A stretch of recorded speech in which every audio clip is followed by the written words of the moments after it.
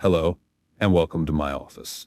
I am Mop Man, and today we will be collecting ballistics data. The cartridge of choice today is the Hornady Critical Defense 9mm 115 grain FTX. Also, as a side note, this cartridge is standard pressure and has an expanding ballistic tip.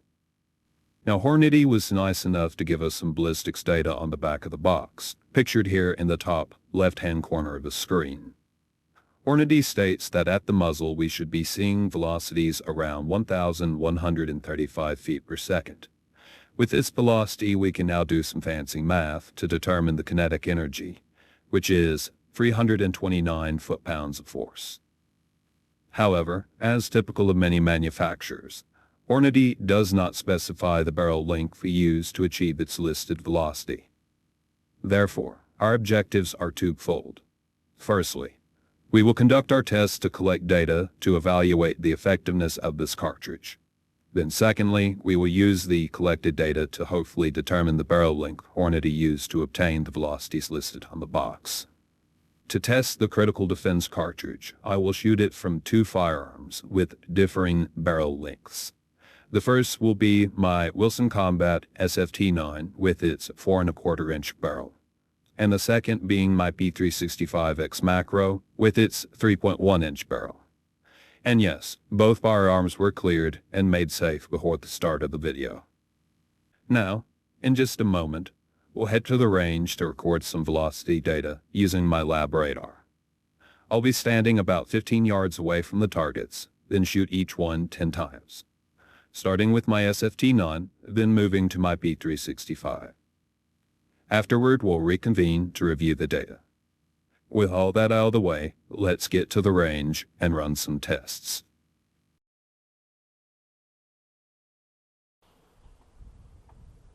Here we are at my local range. I saw a fair number of people here today, so please excuse any gunfire you'll be hearing in the background. Now, once again, I am beside my lab radar and will be starting out with my SFT9 and shoot the targets from 15 yards away.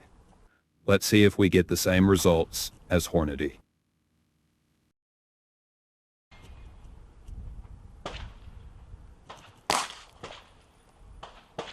$1,119.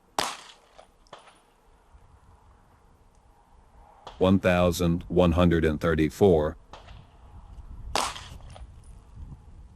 $1,101.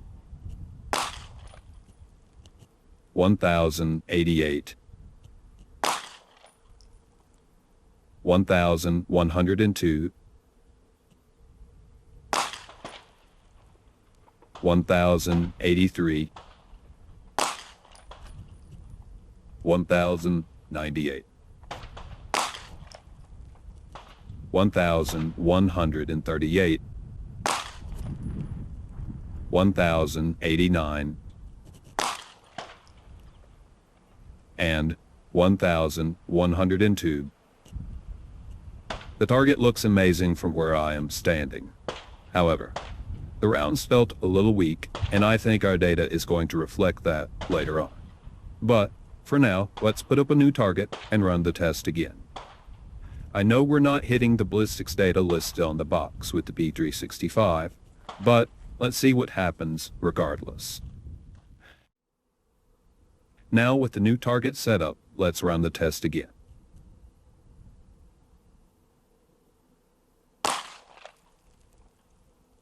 $1,068.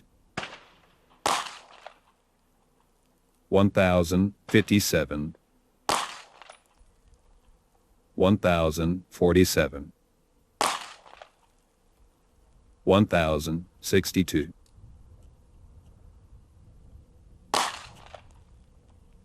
1,079.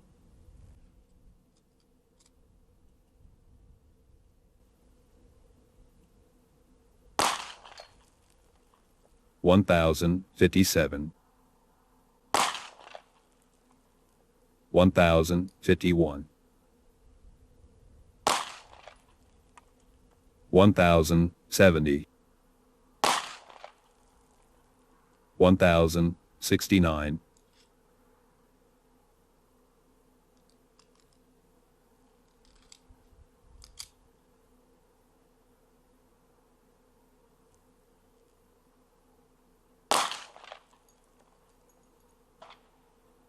and 1062. The group on this one is not my best by far, and that is 100% my fault. I place no blame on the round here.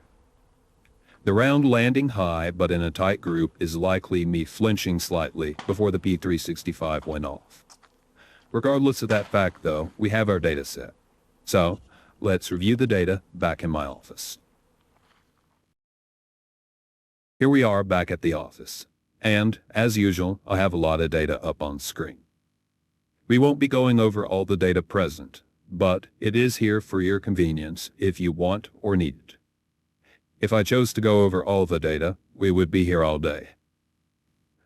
To start, the SFT9's data, labeled here in red, achieved an average velocity of 1,105.4 feet per second, with a standard deviation of 18.9 feet per second.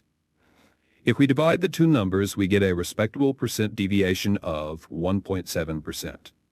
However, this is only half the data we need for our SFT9. We also need to look at the average kinetic energy delivered into the target. The kinetic energy for the SFT9 was 312 foot-pounds of force, with a standard deviation of 10.8 foot-pounds of force, resulting in an okayish 3.5% deviation. Now, given the SFT9's data we collected, I would conclude that Hornady likely didn't use a 4¼ barrel to achieve the velocities we see stated on the box. To review, Hornady claims the critical defense achieves a velocity of 1,135 feet per second. Our average velocity with the SFT9 was only 1,105 feet per second. That is 30 feet per second slower than what's stated on the box. Now, I won't rule out the possibility that a 4¼ barrel was used for the velocity tests, as our highest velocity recorded was 1,138 feet per second. I would argue, though, that Hornady used a 5-inch barrel to more consistently achieve that 1,135 feet per second threshold. For a standard pressure round, I would say it seems rather underpowered. This is not to say it would be ineffective on a target, but weaker than other standard pressure rounds I have tested in the past. For context, when I tested Federal's HST cartridge, the video for it can be found here in the top corner of the screen, where I achieved an average velocity of 1,141 feet per second, and that was with a 124-grain bullet out of the same firearm. Again, Hornady's critical defense achieved 1,105 feet per second, with only a 115-grain bullet. The average kinetic energies between the two were 358 foot-pounds of force for the HST and 312 foot-pounds of force for the critical defense. That's a 12.8% reduction in energy on target for the critical defense relative to the HST. So, I leave the context to what that means for you to decide. Now, with that comparison out of the way, let's look at the P365's data. The P365 achieved an average velocity of 1,062.2 feet per second, with a standard deviation of 9.6 feet per second. The percent deviation of the two sits at 0.9%. To get below 1% deviation is very impressive. The velocities were also very stable at this barrel length for some reason. Now, the average kinetic energy sat at 288 foot-pounds of force, with a standard deviation of 5.4 foot-pounds of force. This yielded a percent deviation of 1.8% for kinetic energy, and again, that is still impressive. Overall, I would say the velocity is what I would have expected given our results from the previous tests with the SFT9. For comparison's sake, the HST, from a purely power standpoint, scored higher in every metric compared to Hornady's critical defense. With the P365, Hornady's average velocity is 1,062 feet per second, whereas the HST's average velocity from the P365 is 1,071 feet per second. That is not much more, but remember the HST did this with a heavier bullet, weighing 124 grains. This results in the HST having an average kinetic energy of 315 foot-pounds of force relative to Hornady's 288 foot-pounds of force. In total, that's an 8.5% difference in force delivered on target between the two. Again, never make the mistake of thinking that such numbers make the HST magically so much better than Hornady's cartridge. Both rounds at these velocities are easily lethal. The comparison serves primarily to highlight the differences or similarities between the two, and is designed to form a standard for us to go by. And I chose the HST specifically to be that standard. Now, though, I want to shift gears here and talk a little about each target I shot. When it came to the target I shot with the SFT-9, I got a perfect score on the target from 15 yards. The group was rather tight and the result was very satisfying. While shooting the critical defense, I felt like the round was exceptionally controllable and I could recover from each shot quickly. The recoil was very light. I enjoyed shooting this round through my guns. Sadly, when it comes to having shot the P365, my target was not very good. I think some of this is because I was anticipating recoil and sent some rounds high. They grouped rather well aside from the one shot I sent low. If I were to shoot this target again, I'm sure I would do much better. However, my score did suffer, and I scored an 88 this time around. Again, like the SFT-9, the P365 experienced minimal recoil, and it was very pleasant to shoot. I felt that I could get my sights back on target quickly and easily. My conclusion on this part of the testing is that the critical defense is operating within the parameters established by Hornady, at least thus far. To reiterate, the data listed on the box is likely from Hornady testing the cartridge with a 5-inch barrel. However, not everyone uses a full-size 5-inch firearm for concealed carry. So, we do see some reductions in velocity and kinetic energy when it is shot from a shorter barrel. The question now is whether it will still expand on a target with that reduced velocity. So, let's head back to the range for the gel test.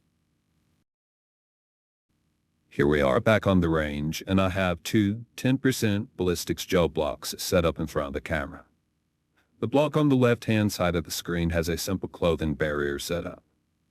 The barrier consists of 2 denim sheets sandwiched between 2 cotton sheets. The purpose of the barrier is to see if a hollow point will still expand properly when subjected to the possibility of being clogged. The second block is here to act as a catch block to make sure we catch our rounds if they overpenetrate. The neat part of this experiment is that Hornady's Critical Defense has an FTX tip inserted into it. This tip is designed to prevent such clogging due to clothing being in the way, letting the round achieve proper expansion when it enters the target. To start, I will be first shooting the gel with my SFT-9, then follow it up with my P365. This first shot looks good, and we didn't even need our second gel block. Now, let's shoot the P365. Apologies, for some reason my camera didn't record the shot with the P365, so I'll load the P365 up again and shoot the gel a third time.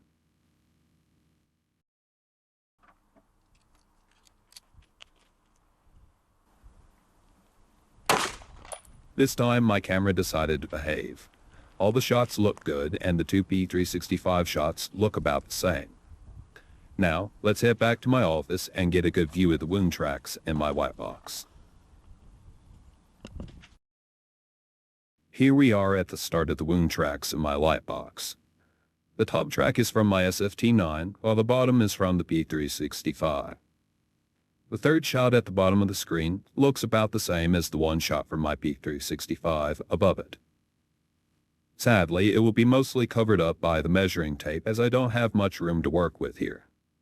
Now, as we move along the first 5 inches or so, we can see a lot of expansion in the gel that tapers off rather rapidly as we progress along the tracks.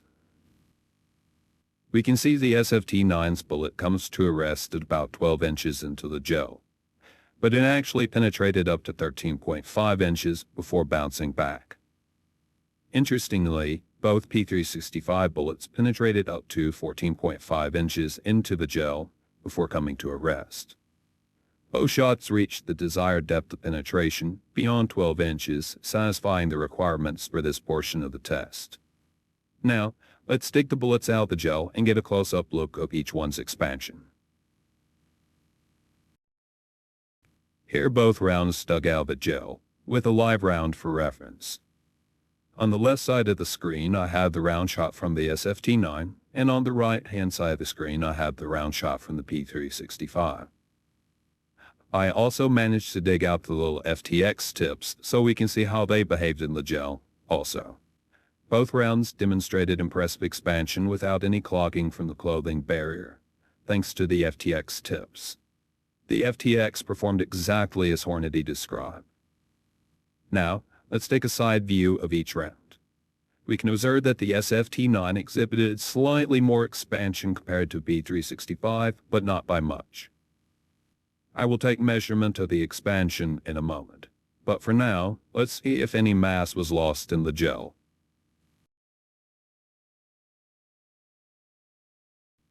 First up, like always, is the SFT9's round, and it comes in at 114.1 grains.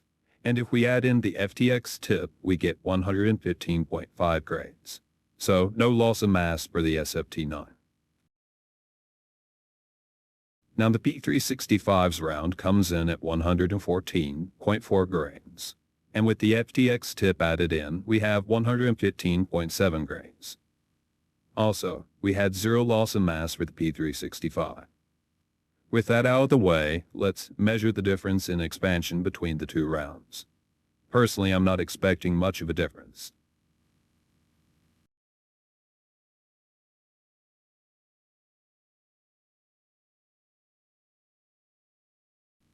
Starting with the SFT9's round, our first measurement comes in at 12.2 millimeters.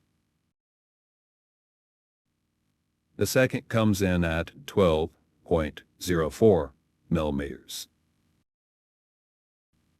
The third is 12.75 millimeters.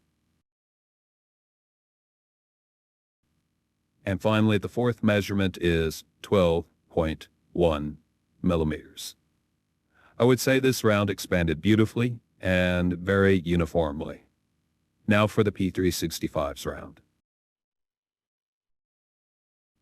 Again, the P365's round doesn't look much different compared to the SFT9's.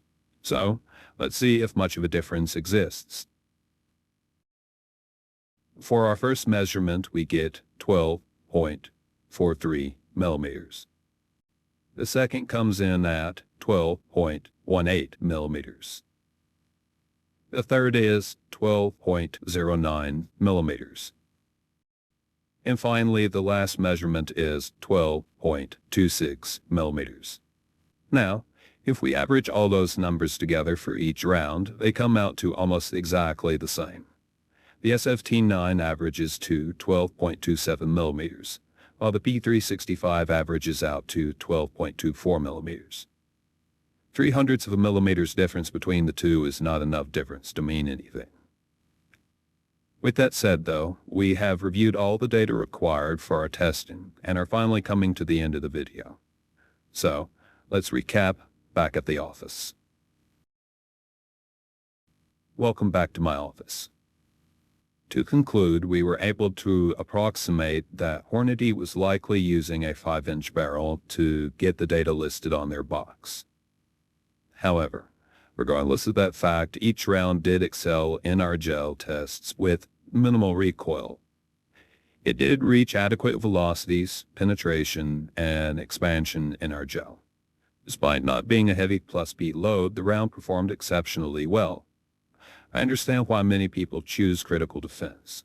The light recoil and nearly guaranteed expansion of the FTX tip are significant advantages. You can't go wrong if you were to choose this round, at least in my opinion. However, Like always, ammo choice is a personal choice, and I am by no means saying that this is something you should use, but that it fulfilled enough requirements to be a good contender for anyone. Also, this is just a test sample size of 1. Do your research and find something that fits you best. Be as educated on such matters as possible, because your life may depend on it one day. With that said, this is all I have for the Hornady Critical Defense 115 grain FTX. Now, I wish you all well, and if you stuck around this long, thank you for listening to me ramble. That's about all. I'll see you next time.